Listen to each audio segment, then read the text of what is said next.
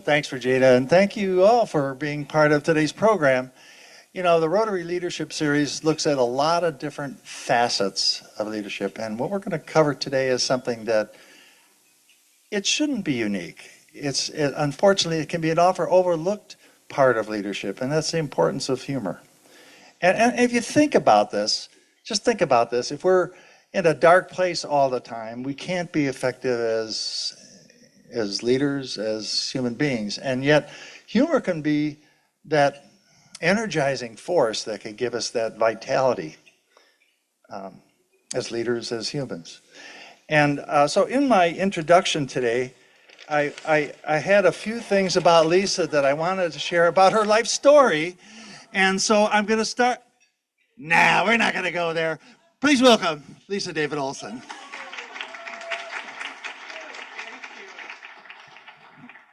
Thank you so much. I am thrilled to be here, and hello to our online friends. Where do I wave?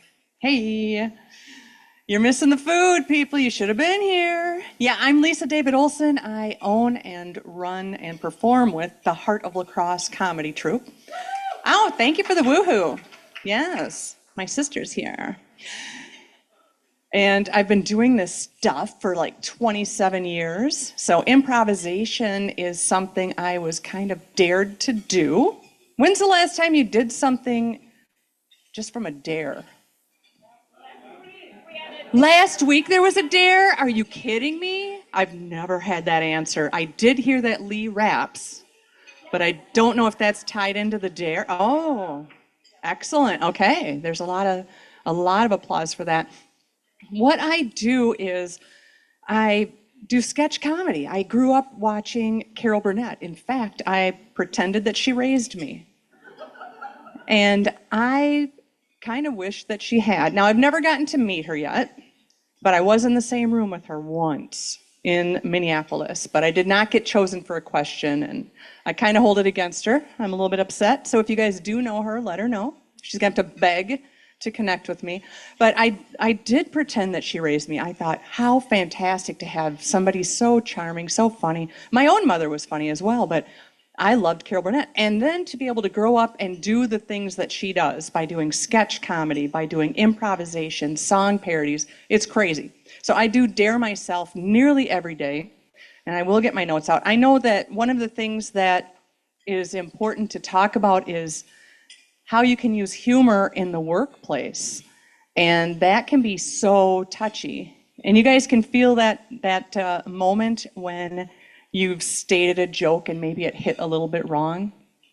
Okay, and I need to get my cell phone because I gotta watch the time, my friends. I'll try not to text while I'm up here. So when you use humor in the workplace, somebody asked me just this morning, I was lucky enough to be on WIZM, and they said, well, how do you know where the line is? That's a great question. And all I could think to say was, you start with yourself and kind of feel it out. So it's mainly self-deprecating humor in a gentle way. And we can't offend, and we have to be careful. So it's one of those things you start with yourself and then see how they pick it up. My second thing I stated on the radio this morning was that if you find out more about the other person, you're going to find out where you can go. Maybe we have something in common. So something I do, like you're in this room like this at this table, and you guys have certainly all been to those events where they say, okay, Regina, you're at table number 12, and now, oh, I wonder who I'm with. And I wonder what we're going to talk about. I think for this room, that is not too difficult since you do that at these meetings. But for some people, they would much rather run into traffic. And so one of the great icebreakers, we all say this, what do you do for a living, right? But what do you do for fun? That's where we can connect. That's where we can find our baseline. This morning I found out that Kevin Millard on WIZM loves fishing and photography. I did not have long enough to ask if he does it at the same time, but in my mind he is. And so what do some people do for fun? I would love to know. Anybody, yell it out if you're not chewing. I don't want to cause an issue. What do you do for fun? Reading and dancing. Very cool. Anybody else? What do you do for fun? Volunteering is fun. And what else? Walking the dogs? Nice. Even last week, every day, dedication, lucky dogs. That's all I can say. I think when we find out what people do for fun, it's kind of a better connector. Now, you guys heard somebody over here is a dancing reader, or that was two people, I'm not sure. And so maybe you connect. Maybe you found out somebody's knitting. So this is the way I find out is a better way to connect with people, and therefore it opens the door to have a better conversation and then introduce humor. Humor in the workplace is a connector. When we let our guards down, we're more approachable, and then we can connect as a team. So humor in the workplace should be invited, and it should be even an icebreaker. Like when you have your staff meeting, if you opened with a gentle joke, I think that's a really good way to start a staff meeting. And I think it also invites, maybe next week it's Bill's turn to bring a joke to the staff meeting, right? You could even assign that. There's different ways to have fun at work that doesn't take time away from the team, but it actually can be that moment you all share. It raises endorphins, it lowers blood pressure, it releases your natural serotonin, and that's pretty cool, pretty affordable healthcare. And then you can go on about your day. What happens when you have a great moment at work like that? You're laughing and you answer the phone. You sound happy. You're more engaging. And then that customer is happy. And it's a ripple effect. So the ripple effect of joy is something I really, really encourage because we can all do it. We have so many screens open all the time, and that's why I don't present with PowerPoint or anything like that. I'm like, we've got enough screens going on. We've got our phones going on, 2 screens on the phone. We've got our laptop open and the desktop open. My gosh, my husband's office looks like Starship Enterprise, and it's not something I crave. So I try and get away from that because one of the main things that's a problem now is we have decision fatigue. There are so many choices to make. How lovely was it to sit down and have food put in front of you? That might be the best part of your whole week, is to not think about what I'm cooking. I am so sick of that. So when it comes to decision fatigue, what can you take away? What can you back away from, or let someone else step up to the plate and delegate? Be a better delegator, even in the home.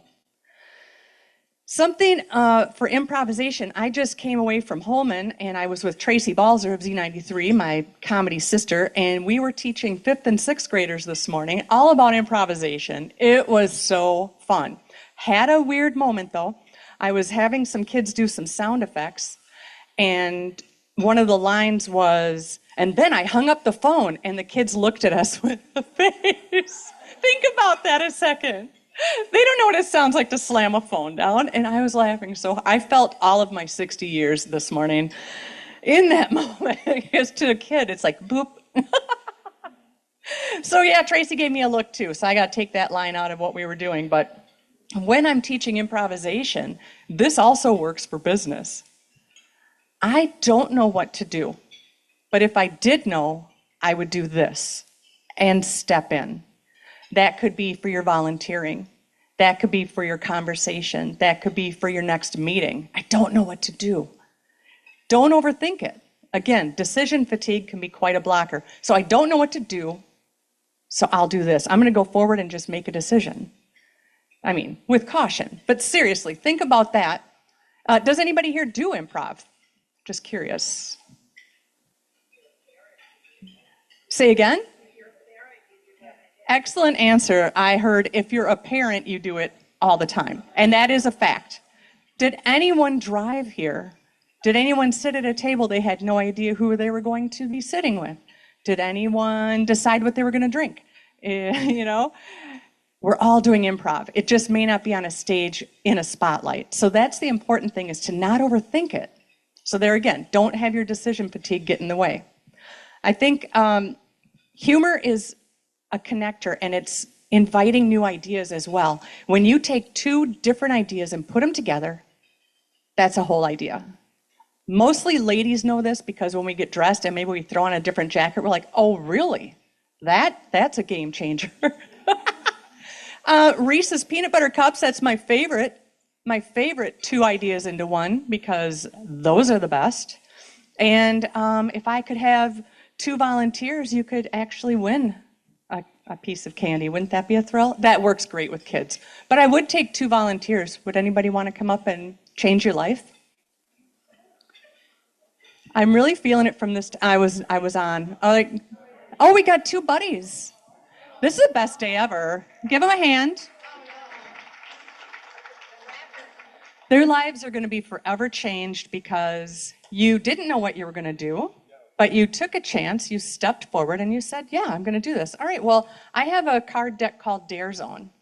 And so you can take 2 cards. What, are you the one that had the dare last week? Well, we kind of ran the show. You ran the show? Yeah. Very lovely. Well, thank you for letting me interrupt your lunch. You're going to take 2 cards out of here. They are great backup dancers, but not up front headliners, just the backup. Okay. And on each card are 2 prompts, and you can take 2. If I pick them, all right. How's that? Excellent. Remember with improv, it's yes and. And do you know, has anybody heard that before? Improv is yes and. You guys are going to choose one of the prompts while I'm talking. Yes and is to accept that idea into my head and build on it. It does not mean 100% yes and I agree. It means yes and I accept your idea into my head. That is what improv is. Some people think it's yes and. It's yes and Now think about that. So when somebody's talking, you might disagree. Oh yes, you might. But what if you just let them talk? And what if the end of what they said is the brand new thought you never considered in your life? Yes and is a great way to go forward in thinking, in accepting others' ideas. It doesn't mean you agree, and that's the hard part. We don't have to change anyone's mind today, but we can listen, right? So on each card is 2 prompts. Of the 2 prompts, you got 2 cards, so you have 4 choices, and I thought, well, it's better to give you 4 choices on what you want to do. Right. Did you choose one? Well, I don't have my phone with me, so I can't call or text. Right. So you'll just narrow it down. I'm going to be a soap opera. You can either have them guess what you're doing, like a charades, or some of these are storytelling prompts. These cards also work for writing prompts, and this is a deck that I invented. So, you can say, oh, I'm going to do a charade, guess what I'm doing? Or you can say, I'm going to share a story or answer a question. What do you think? Okay, I'll do the charade. So it's going to be physical. He's going to do something, and we are going to guess. You ready? Okay, we're ready. And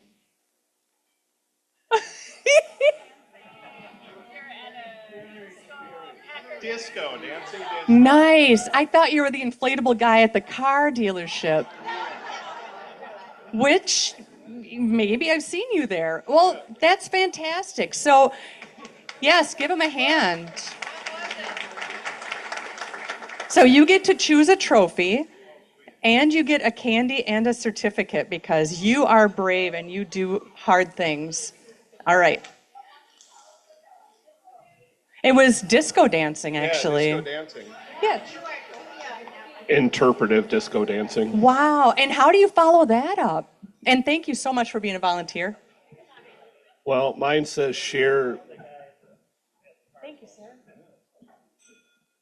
Mine says share the last 2 texts with the room. If it's a meme, act it out. So I have some friends that are trying to get me away from coffee, which if you sat next to me, isn't going to happen. So the last 2 texts, 11:55 a.m.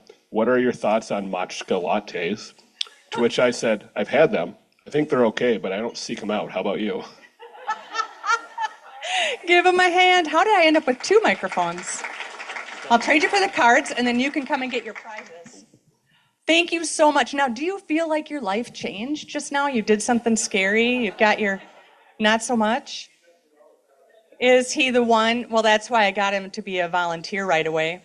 Here you go. You can choose your trophy and take your candy. It's, of course, Reese's candy. So I thank you very much. And so Dare Zone is a fun card game. Just you can even play it over Zoom. It's just a little bit different today, but I have absolutely used the card deck over Zoom as well. It's kind of fun. Another hand for our volunteers.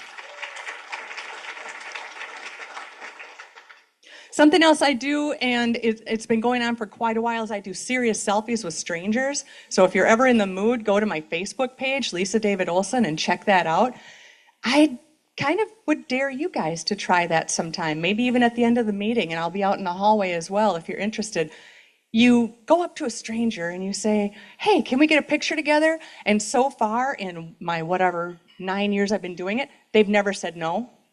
And so then as I bring my camera up, I'm like, but don't smile. Guys, you have to try it. It is one of the most awkward feeling things, but when you look back, you can't help but laugh. What came of that is, I've got lifelong friends out of it, lifelong for 9 years.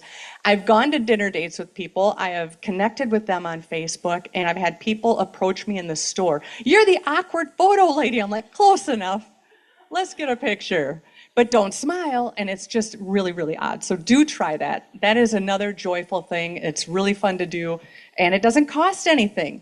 So remember that you've survived every worst day you've had. You've survived every disagreement you've had because we're all here in the same room. We made it. We're right here, and we're enjoying each other's company. And there is just not a price tag you could put on that. So you're doing good because you've survived it all. We've made it, and we are celebrating it today. Don't wait for permission to play and explore. There's plenty of break room games you can do. I have my new book with me. I've got games in there, improv games, and tips for speakers. I love to work with people who are speakers or want to be.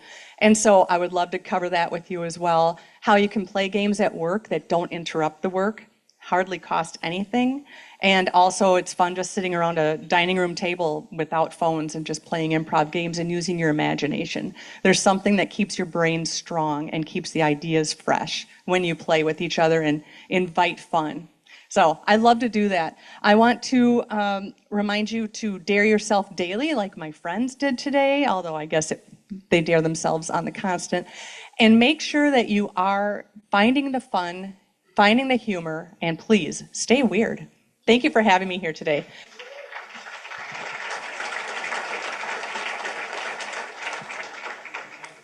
I'm supposed to ask if there's any questions. And I think we have some time for questions. I did leave time, so you can let me know. A question over there. Oh, I see he's doing the Phil Donahue microphone run. So have you heard that Carol Burnett may or may not cheat at Wordle? Where do you land on that? Oh. You know, it comes up every time I'm in public. But she did redeem herself because she recently was on a podcast with, what's her name? Not Tina Fey. What's her name? Thank you, Amy Poehler. She was just on a podcast with her, so that kind of raised it back up. I think admitting you cheat at Wordle invites that people can either, cheat with you or kick you out, right? Admitting it is the key. Oh, I'm hearing my wife has cheated, and I hope he's talking about Wordle. We're all friends here. It's no judgment, it's talking about it is good. Anyone else? Oh. So Amy Poehler on Good Hangs, the podcast, she asked Carol, what age do you feel you're at? And I believe Carol Burnett said she's 11. So I'm curious, what age do you feel? That's so cute. I liken myself to a fifth grade boy, actually. My humor is that of a fifth grade boy. I think bodily functions are funny, and I'm going to admit that right now. I work with police, and it's all boy humor, so I got to hold my own, right? I wash my hands so much. I do it enough for all of us here, honestly. I do. Yes, you can. Hello, a longtime Hartle Lacrosse fan. Is there one particular sketch or something that really tickled you and you remember it fondly? Well, you gave me goosebumps. I'm going to tell you that, you sweetheart. Being in Heart of Lacrosse is a lot of work, and trying to always be upbeat is a whole lot of work too. I've got a Facebook page called Counterclockwise, and it's all fun, and there's no dark humor, there's no body shaming, there's no politics. So join Counterclockwise if you want silly fun. We just steal memes and share them. But it takes a lot to maintain that page and keep it clear. One of the Heart of Lacrosse things that means the most to me, first of all, is improv, because every single show is just so different from each other. But the character that my husband and I play, we are Cletus and Lurleen, the king and queen of Jackson Street, where we have a perpetual rummage sale, and I open beer cans with my front teeth. That's one of my favorite characters because people point and say that to us out in public. It's Cletus and Lurleen, okay? So he should stop wearing his tank top out to dinner, but that's okay. Thanks for asking. So I have a question. Oh, please. Can you think of an experience in the past that was so embarrassing at the time, but now when you think about it, it's funny? Ooh, jeepers. It's hard to embarrass me. I think I embarrass myself the best.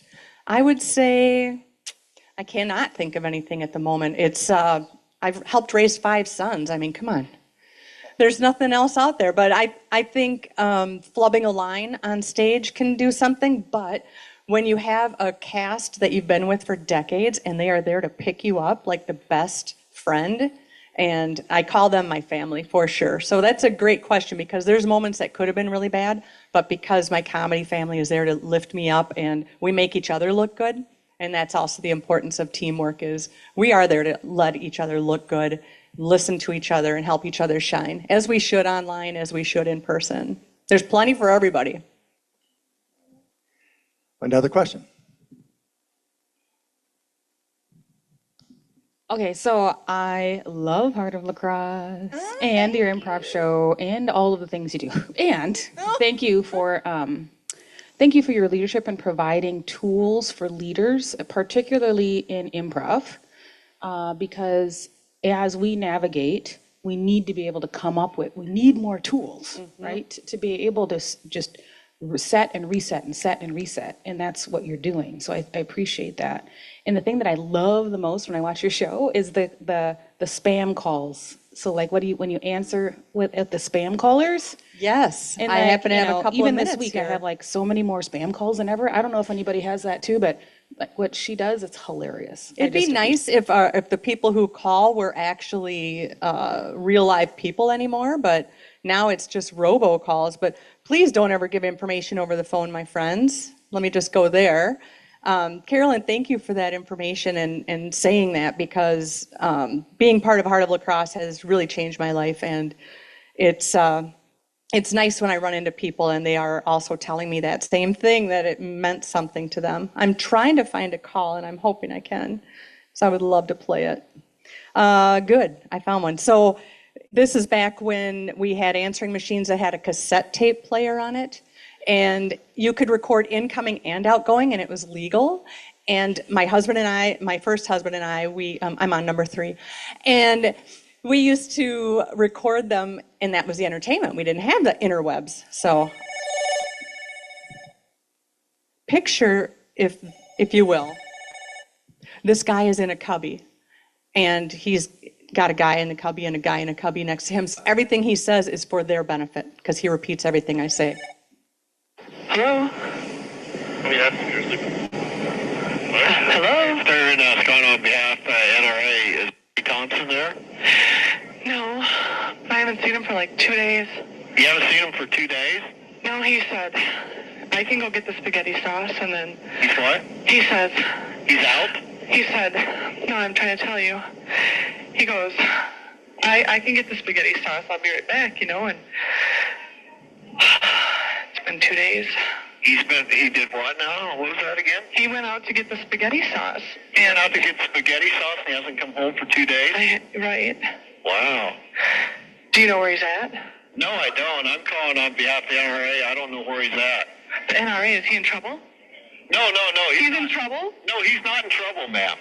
No. Are you an officer? No, I'm not an officer. Okay. And, I'm not an officer. No, this is a call for membership in the National Rifle Association. Membership? He doesn't remember anything, especially where he lives. He's been gone 2 days. Okay, well...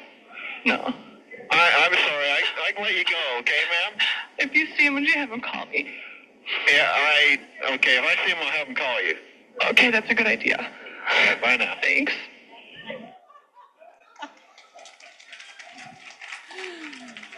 I only have about 22 of those calls on iTunes now, and I used to carry them around on cassette tapes. I'm telling you, today I have been hitting back on the old stuff. I thank you all so much for your time, and it's hard to pound it in there quickly, but absolutely look me up. I do workshops, coaching. We can come and we can just come and entertain you at your living room, Lee. You'd be very welcome. Thank you. Thank you all very much. All right, thank you. Thank you, Lisa. And just a reminder, after the meeting today, you can, in the lobby area, you can buy one of our books. So don't forget to do that. Thanks again, Lisa. Great. And Lisa, we have a small gift from our club with gratitude for you helping us grow today and having such a good time. So thank you.